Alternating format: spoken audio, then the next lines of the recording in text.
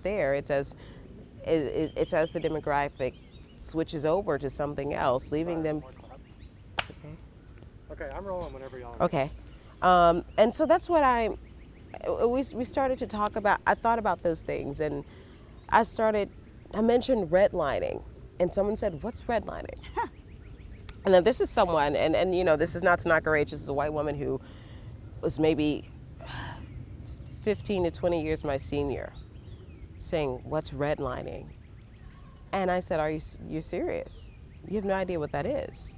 And she said, "No." And I started to ask and, you know, talk to Derek, and I talked to other people and asked them about redlining and the topic, and how a lot of what we're seeing happening in America today can be traced back to that federal government policy, you know, and to the HOLC maps. And well, I mean, you can trace it back to slavery as well, but, you know, and further back in New Orleans. So that's what I wanted to talk about today.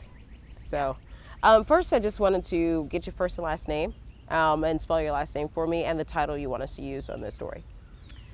Alison Plyer. Mm-hmm. And my name is spelled Allison Plyer. Mm-hmm. I don't know whether you use this, you probably don't, although Jill Biden has been pointing out we should. I'm Dr. Alison Plyer, and I am the chief demographer at the data center in New Orleans. Okay. Yeah. So I wanted to ask, first of all, I'm starting off every story asking the question in your own words, your definition. What is redlining? Well, redlining was a policy that the federal government undertook in, I'm going to forget the time frame, so we could look that up. Yeah. 1930. There we go. 38, 35, one or the other. Okay, there you go. And what it was the first time that the federal government was going to start subsidizing home ownership. And, you know, we take it for granted now that one could get a loan to buy a home with 20% down payment. But back then, that was revolutionary, right? People had to spend at least 50% down payment or more to buy a home. So to reduce the payment to 20% and then finance the rest meant a great expansion of home ownership. But what the federal government did was they decided they had to estimate the risk of making those loans to individuals, and they did it based on the racial makeup of the neighborhood in which they lived. And so that pushed a whole series of actions whereby realtors started gearing white folks into certain neighborhoods. I should say, realtors started steering white folks into certain neighborhoods and black folks into others, steering black folks away from certain neighborhoods. It caused a number of other kinds of perverse activities, actually, in the real estate market that we could talk about. But the bottom line is that white folks were able to take advantage of this incredibly generous program from the federal government and accrue a lot of wealth through the purchase of homes.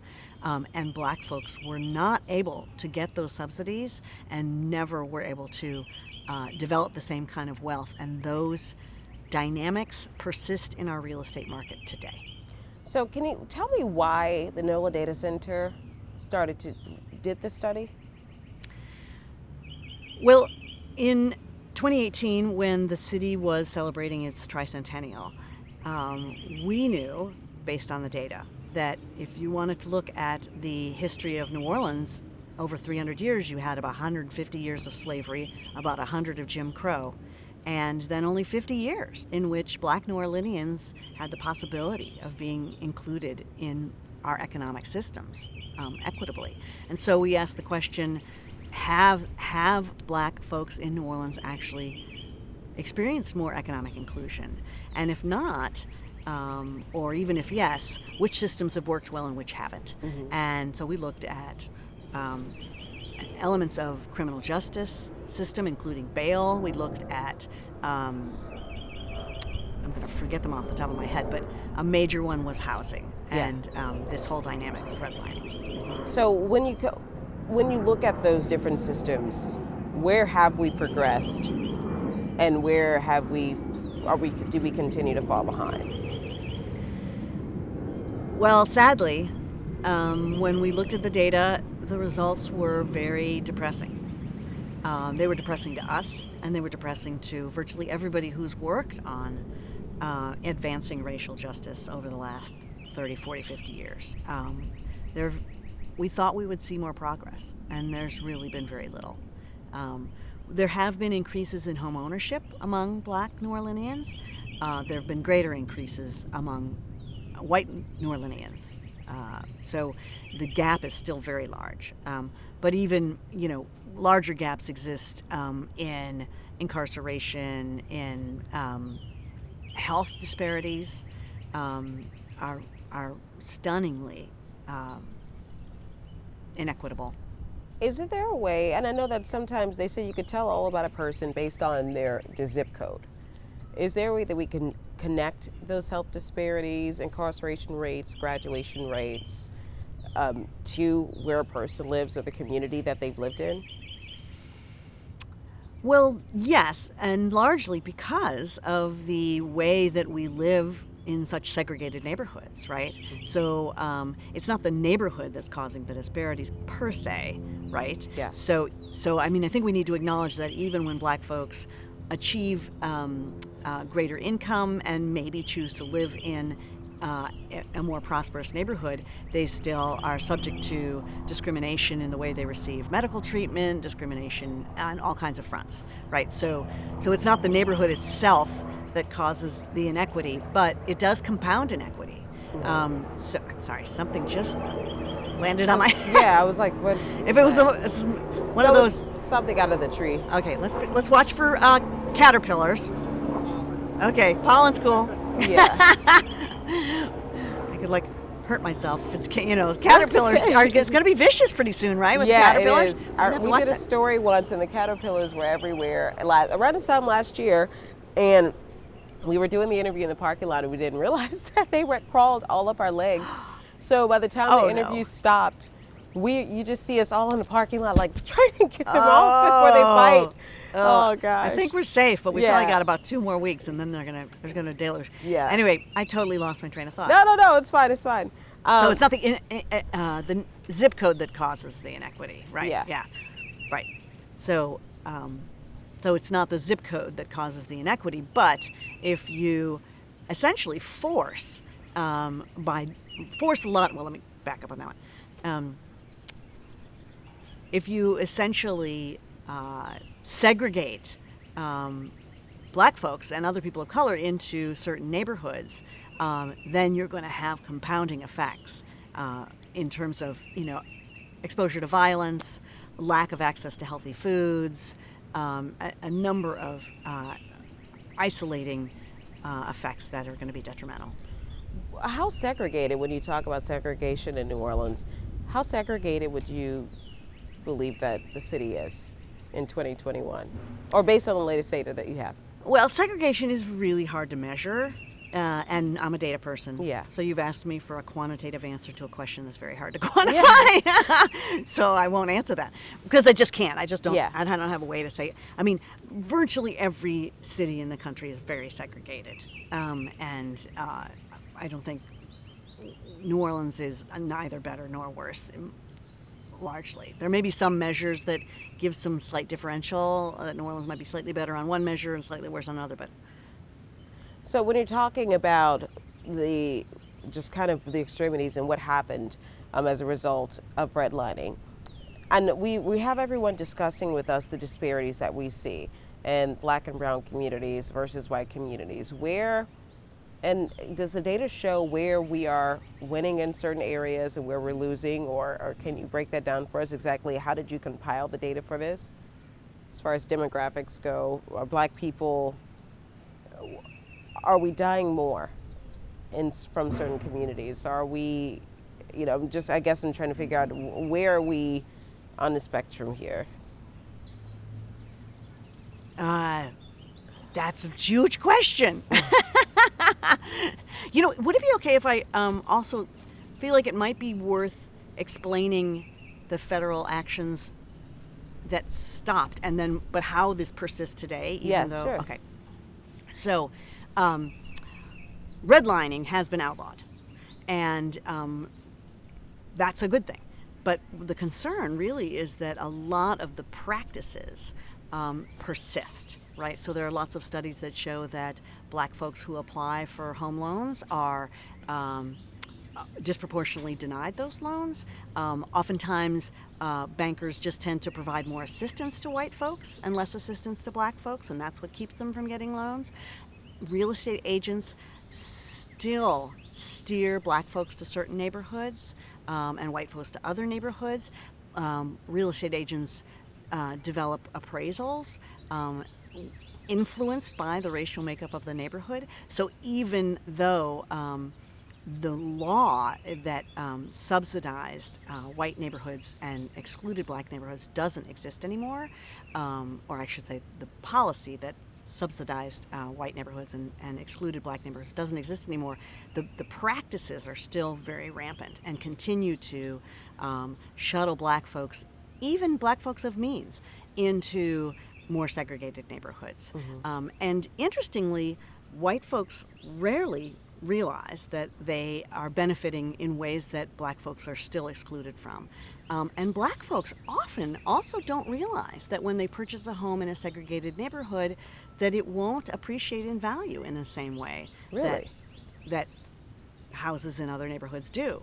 And so... well, what about gentrified neighborhoods? Well, so gentrifying neighborhoods are a different story, right? So there are many neighborhoods in New Orleans that are not gentrifying. And we should not forget those neighborhoods, right? The Florida area, the Desire area, many parts of New Orleans East, et cetera, right?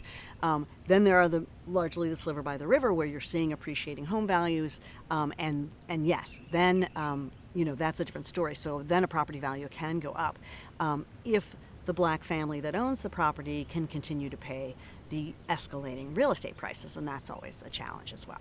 Okay, can you talk about the Sliver by the river, because I feel like this is I'm not familiar, and I've heard this maybe I think 3 or 4 interviews before. What do you mean? What neighborhood are you talking about? Well, the Sliver by the river is a term that developed after Katrina to point to the neighborhoods that didn't flood in Katrina, the Sliver by the river that didn't flood. Yeah. So that basically is sort of Oak Street area, uptown, all along the river, roughly from like Magazine to the river, or maybe even a little bit St. Charles to the river. All the way through the Bywater. Yeah. So, and those are the communities, but those are the communities that we have saw the major gentrification happen. Well, that's, again, gentrification is a tough topic because it's also really hard to measure, and there aren't good measures of it. How is it hard to measure? Because real estate data is not readily available. It's private. So why is that? Because real estate companies own it. And you could talk to the what's it called, the Metropolitan Association of Realtors. They have that data. So the MLS, the Multiple Listing Services, which is what your real estate agent uses when he or she is helping you look at houses and comparables, that's not publicly available data. It's available to the real estate industry, and it's a tool that they use in their trade, and therefore they don't make it publicly available. Oh my goodness. When you talk about, we're discussing undoing the effects of redlining in America. How do you undesign the red line as they've used in the Undesign the Red Line traveling series that they've been doing? How do you do that? How can we reverse some of the damage, or are we, it's been going on for centuries, are we too late? I think there's probably a lot of education that's important. I guess I should start by saying I'm not an expert on how to undo redlining, so my answer is going to be pretty anemic. But I think the fact that there's a lot of unconscious bias in where white people buy their homes is a continuing influence, right? Mm-hmm. And also, obviously, the unconscious bias in banking, in the real estate industry, et cetera. Those are arenas that have to be addressed in order to undo this sort of harmful effects of redlining that perpetuate. Mm-hmm. So, I mean, and I'm really trying to understand, I guess, because if you look at my age, I clearly didn't grow up with it. I just grew up with the effects of it. Can you discuss more about the violence in certain communities face due to being connected to that being a redlining, the disinvestment that they have, the opportunities that were missed. Yeah. And those are some of the things that you all covered in the Breaking the Real Estate Market study. Yeah. Well, so again, if I think one of the dynamics that's interesting is that homeownership in New Orleans has increased over the last 5 decades, and it's increased for Black folks, right? And there were a lot of federal programs that were aimed at increasing homeownership, but because those homes were purchased in neighborhoods that were segregated, they did not appreciate in value, right? So I think a lot of Black folks thought that purchasing a home would create wealth for them, right? And there was a lot of push for becoming homeowners. But home ownership is very beneficial if your property increases in value, and if it doesn't, it can be very costly. And it's a big investment of time and money that, and even in terms of upkeep and whatnot. So if your property doesn't appreciate and you can't refinance your mortgage to get assets out to support a child to go to college, or improve your home, or even just maintain your home, you're not getting the benefits that are assumed by white folks, and that many Black folks might have assumed they would have as well. So it can be essentially a risky investment decision. And I mean, homeownership always is a risky investment decision, but it's for white folks, it's a much more likely path to wealth than it is for Black folks. I want to keep you on time. Yeah. Do you have the time? time Didn't is you have to leave at, what time did you have to leave? About, I have like 15, 20 minutes. Okay. Yeah, I just want to make sure I kept you on Thank time. you. I don't Yeah, have I'm my not phone paying on me. attention either. Yeah. I'm sorry, I talked about those things and I didn't talk about like crime and all that, but I can. Yeah, no, go ahead. Yeah. Please continue. Yeah, so I mean, I think, when Black folks do choose to buy a home, and often are steered to segregated neighborhoods, they are more likely to not be close to jobs. They're more likely to not be close to different kinds of amenities, parks, doctors, grocery stores, and then also, as poverty has increased in these segregated neighborhoods, then there's a lot of violence in the neighborhoods as well. And, so there's compounding isolation and traumas that have to be endured by families that end up living in these neighborhoods. And I think that's what I was looking for when it talked about the numbers in regards to the amount of the communities that were on that redlining map. If we were to overlay a map over the original redlining map in New Orleans, would we even see a difference? Would we see those communities have gotten better? We would see that these communities are worse? I guess I'm wondering if that data was ever available. Yeah, there have been examinations of redlining maps in New Orleans and across the nation, and there's a strong correlation between neighborhoods that were redlined, meaning the FHA would not loan to them, and neighborhoods that continue today to be segregated and impoverished. Okay. Well, is there anything that you would like to add that you think that people should know about this topic? Because like I said, I think that we're all in this process of learning more about this and trying to discover more about what some people built their wealth off of, their community, their families off of, and excuse me. Oh, you probably got pollen just then. Yeah. Yeah, I'm sorry. I wish I had some water. No, that's okay. It's like, I inhaled something. Yeah. But anyway, you have Black communities or Black people who feel as though they weren't given those opportunities, and that this is an opportunity that wasn't granted to them, that's not extended to them. But they're told to kind of pull themselves up by the bootstraps and kind of just work hard and you'll have everything that you need. But how do you work hard or keep that faith when you had a system that has been rigged against you and has compounded all of these other programs and systems that continue to be rigged against you, even going back to the Road Home program after Hurricane Katrina? Yeah, sure. Yeah, exactly. And really virtually every program we've ever designed. Yeah. I think that understanding redlining and its impacts today is really important because, the entire homeownership process, was a story about, if you worked hard, you could do well and you could do better, and maybe even better than your parents. And that's something that white folks have lived, right? And assume is accessible to everybody, right? Yeah. And so then they might look at black folks and be like, well, why aren't you succeeding, right?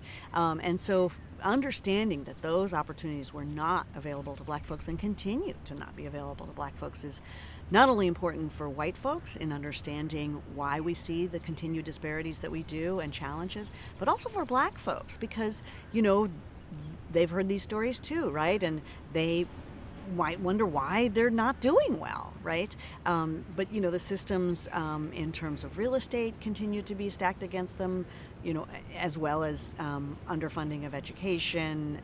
Oh, the light just went out. You want to check it?